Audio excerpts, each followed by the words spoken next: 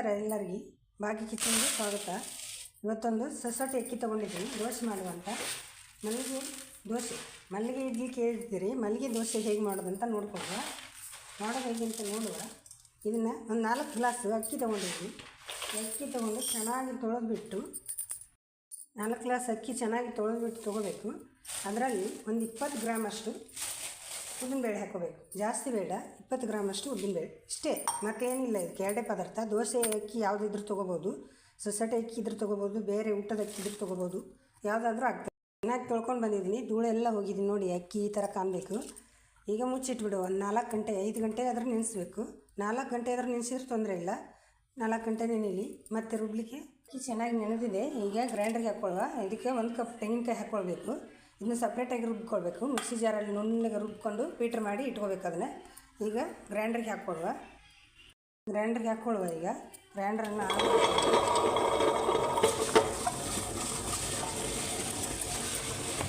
ಎಲ್ಲವನ್ನು ಹಾಕುವ. ಹೊಂದಿರುವಂಥ ತೆಂಗಿನಕಾಯಿ, ಹಸಿ ತೆಂಗಿನಕಾಯಿ ಮಿಕ್ಸರ್ ಜಾರಿಗೆ ಹಾಕ್ಕೊಂಡು ಪೀಟ್ರ್ ಮಾಡಿ ಇಟ್ಕೊಳ್ಳುವ. ಇದನ್ನು ಸೈಡಲ್ಲಿ ಹಿಟ್ಟಿಗೆ ಹಾಕಿ ಕಲಿಸ್ಲಿಕ್ಕೆ ಅದಕ್ಕೆ ಎಷ್ಟು ಬೇಕು ಅಷ್ಟೇ ನೀರು ಸೇರಿಸ್ಕೊಂಡು ರುಬ್ರು ನುಣ್ಣಗೆ ಪೇಸ್ಟ್ ಮಾಡ್ಕೊಳ್ಳಿ. ಅದಕ್ಕಿಂತ ಮೊದಲು ಯಾರೆಲ್ಲ ನನ್ನ ಚಾನಲ್ ನೋಡ್ತಾ ಇದ್ದರೆ ಸಬ್ಸ್ಕ್ರೈಬ್ ಮಾಡ್ಕೊಳ್ಳಿ, ಲೈಕ್ ಮಾಡಿ, ಶೇರ್ ಮಾಡಿ, ಸಪೋರ್ಟ್ ಮಾಡಿ. ನೋಡಿ, ಈ ಥರ ನುಣ್ಣಗೆ ಪೇಸ್ಟ್ ಹಾಕಬೇಕು. ಇದು ಯಾವ ಥರ ಬಂದಿದೆ ನೋಡಿ, ಈ ಥರ ಆಗಬೇಕು. ಈಗ ಆಗಿದೆ. ಈಗ ತೆಗಿಯೋಣ. ಈಗ ಹಿಟ್ಟು ಕಡಿಗೆ ತೆಗೆದಾಗಿದೆ. ಅದರಲ್ಲಿ 1 ಸ್ಪೂನ್ ಹಿಟ್ಟು ತೊಗೊಂಡು, ದೊಡ್ಡ ಸ್ಪೂನಿಗೆ 1 ಸ್ಪೂನ್ ಹಿಟ್ಟು ತೊಗೊಂಡು ನೀರು ಹಾಕಿ ಅಳಕ ಮಾಡಿ ಇಟ್ಕೊಂಡಿದ್ದೀನಿ. ಇದನ್ನು ಒಲೆ ಮೇಲೆ ಇಟ್ಟು ಕಾಯಿಸ್ಲಿಕ್ಕೆ, ಅದಕ್ಕೆ ಕಾಯಿಸಿ ಅದಕ್ಕೆ ಹಾಕಲಿಕ್ಕೆ ಮಾಡಿ ಇಟ್ಕೊಂಡಿದ್ದೀನಿ. ಕೈ ಬಿಡೋದು ತಿರುವಿ ಇದನ್ನು ಕಾಯಿಸಿದ ಹಾಕಿದ್ರಿಂದ ಅದು ಮಲ್ಲಿಗೆ ಥರ ಹಳ್ಳಿ ಅಷ್ಟು ಚೆನ್ನಾಗಿ ಬರ್ತದೆ ದೋಸೆ. ಅದಕ್ಕೋಸ್ಕರ ಇದನ್ನು ಕಾಯಿಸಿ ಹಾಕೋದು. ನೋಡಿ, ಗಟ್ಟಿ ಆಗ್ತಾ ಬಂತು. ಈ ಥರ ಗಟ್ಟಿ ಆಗುವಾಗ ಇನ್ನೊಂದು ಸ್ವಲ್ಪ ಗಟ್ಟಿ ಆಗಲಿ ಅಷ್ಟೇ ಸಾಕು. ಮತ್ತಿನ್ನು ಜಾಸ್ತಿ ಬೇಡ ಇದು ಗಟ್ಟಿ ಆಗೋದು. ಅದಕ್ಕೆ ಹಾಕ್ಕೊಂಡ್ಬಿಡುವ ಹಿಟ್ಟಿಗೆ. ಗಂಟಿಲ್ಲದ 1 ಗಂಟಿಲ್ಲ ಈ ಥರ ಕಲಿಸ್ಕೋಬೇಕು. ಈಗ ಹಿಟ್ಟಿಗೆ ಪೀಟ್ರ್ ಮಾಡಬೇಕು. ಅದನ್ನು ಈ ಥರ ಸಾಣಿಗೆಯಲ್ಲಿ ಒಂದೊಂದು ಗಂಟಿದ್ರೆ ಏನಾದರೂ ಇದಾಗ್ತದಂತ ಚೆನ್ನಾಗಿ ಅದರಲ್ಲಿ ಇಳ್ಕೊಂಡು ಈಗ ತಿರುಗಿಸ್ಬೇಕು. ಈಗ ಪೀಟ್ರ್ ಮಾಡ್ಕೊಂಡು ಆಯಿತು. ಎಲ್ಲವನ್ನು ಕಾಯಿ ಹಾಕ್ಕೊಳ್ಳುವ. ರುಬ್ಬಿಟ್ಕೊಂಡಿರುವಂಥ ಕಾಯಿ, ಹಸಿಕಾಯಿ ಅದನ್ನು ಸಹ ಸೋಲಿಸ್ಕೊಂಡು ಹೀಗೆ ಸಾಣಿಗೆಯಲ್ಲಿ ಈ ಥರ ಸೋಲಿಸ್ಕೊಂಡ್ರೆ ನಿಧಾನಕ್ಕೆ ನೀರು ಹಾಕ್ಕೊಳ್ಳಿ. ಎಲ್ಲ ಎಲ್ಲರೂ ಸೋಸ್ಕೊಂಡಾಯಿತು. ಪೀಟ್ರ್ ಮಾಡಿ ಈಗ ಒಂದು ಸೈಡಿಗೆ ಎತ್ತಿಟ್ಕೊಂಡು ಕೈಲೇ ಕಲಿಸ್ಕೊಂಡು ಅದು ರುಚಿಗೆ ಎಷ್ಟು ಬೇಕು ಅಷ್ಟು ಉಪ್ಪು ಹಾಕ್ಕೊಂಡು ಚೆನ್ನಾಗಿ ಕೈಲೇ ನೋಡಿ ಈ ಥರ ಎಲ್ಲ ಕಲಸುವ. ಆ ಥರ ಹಿಟ್ಟು ಕಾಯಿಸಿ ಯಾಕೆ ಹಾಕೋದಂದರೆ ಚೆನ್ನಾಗಿ ಹುಳಿ ಬರಲಿ, ದೋಸೆ ಸಾಫ್ಟ್ ಆಗಲಿ ಅನ್ನೋದಕ್ಕೋಸ್ಕರ. ಚೆಂದ ಬರ್ತದೆ ದೋಸೆ. ನೀವು ಮತ್ತೆ ಮತ್ತೆ ಮಾಡ್ತಾ ಇರ್ತೀರಿ, ಆ ಥರ ಆಗ್ತದೆ. ಈಗ ಆಗಿದೆ, ಮುಚ್ಚಿಡ್ತಾ ಇದ್ದೀನಿ. ಬೆಳಗ್ಗೆ ನೋಡುವ ಫುಲ್ ನೈಟ್ ಆಗೇ ಬಿಡು. ನೋಡಿ, ಬೆಳಗ್ಗೆ ನೋಡುವಾಗ ಹಿಟ್ಟು ಯಾವ ಥರ ಆಗಿದೆ, ಉಬ್ಬಿಕೊಂಡು ನೊರೆ ಆಗಿ ಬಂದಿದೆ.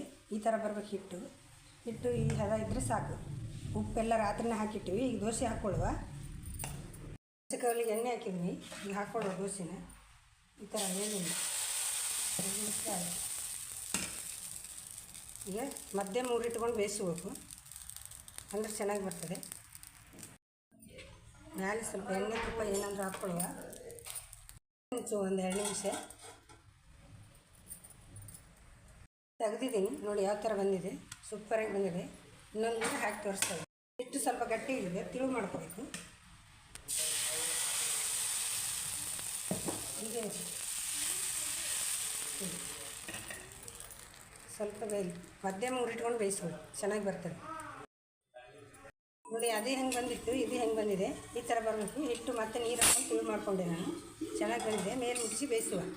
ಮೇಲೆ ಎಣ್ಣೆ ತುಪ್ಪ ಯಾವುದಾದ್ರೂ ಹಾಕೋಬೋದು. ನೋಡಿ ಯಾವ ಥರ ಬಂದಿದೆ, ಸೂಪರಾಗಿ ಬಂದಿದೆ ದೋಸೆ. ಮಲ್ಲಿಗೆ ದೋಸೆ, ಮಲ್ಲಿಗೆ ಥರ ಯಾವ ಥರ ಮುಟ್ಟಿದ್ರೆ ಸಾಫ್ಟಾಗಿರ್ತದೆ.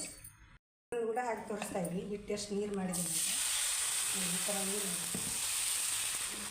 ಇಷ್ಟು ಬೇಕು.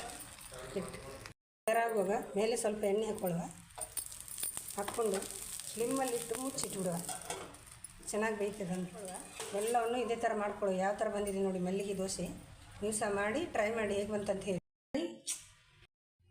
ಗಟ್ಟಿ ಚಟ್ನಿ ಮಾಡಿದ್ದೀನಿ, ಕಾಯಿ ಚಟ್ನಿ. ಕುರ್ಮಾ ಮಾಡಿದ್ದೀನಿ, ಸಾಗು ವೆಜಿಟೇಬಲ್ದು. ಈಗ ನೋಡಿ ಯಾವ ಥರ ಬಂದಿದೆ ದೋಸೆ. ಸಾಫ್ಟಾಗಿ ಮುಟ್ಟಿದ್ರೆ ಕೈಯಲ್ಲಿ ಹಾಗೆ ಮಲ್ಲಿಗೆ ಥರ ಇದೆ. ಇಷ್ಟು ಸಾಫ್ಟಾಗಿರ್ಬೇಕು ದೋಸೆ. ನೀವು ಸಹ ಮಾಡಿ ಹೇಗೆ ಬಂತಂತ ಹೇಳಿ ಟ್ರೈ ಮಾಡಿ.